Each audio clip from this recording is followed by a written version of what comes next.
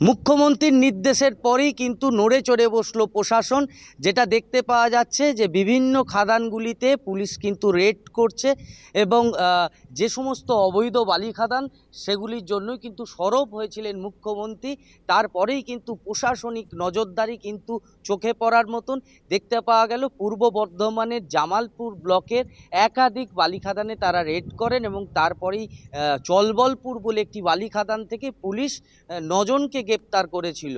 বালি খাদানের ব্যবসা করেন যারা মালিক পক্ষ, তারা কিন্তু দাবি জানাচ্ছেন সেই খাদানটি সম্পূর্ণ বৈধ খাদান এবং তারা এটাও বলছেন যে তারা সরকারকে ট্যাক্স দিয়ে এবং তাদের যে ডিড পেপার রয়েছিল ডিএমের কাছ থেকে তারা যে ডিড করেছিলেন তার পেপার সহকারে তারা তথ্য সহকারে দেখাচ্ছেন যে এই যে চলবলপুর খাদান যেখানে পুলিশ রেড করেছিল, 9 জনকে গ্রেপ্তার করেছিল, সেই খাদানটা সম্পূর্ণ বৈধ খাদান।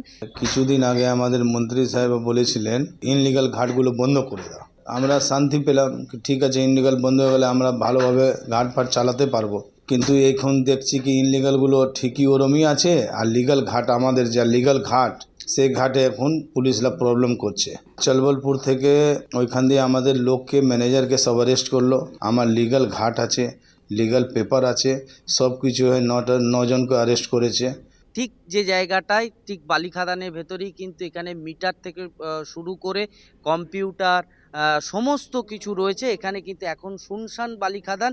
বেআইনি বালি খাদানগুলো আমরা অলরেডি বন্ধ করে দিয়েছি, আর আমরা পুলিশকে একটা ট্রেনিং দিয়েছি, যারা জাল চালান নিয়ে যদি যায় তাহলে আমাদের যে পোর্টাল রয়েছে পোর্টালের মারফতে এটা যাচাই করা যায় সেটা কি অরিজিনাল চালান আছে কিনা বা জাল চালান আছে।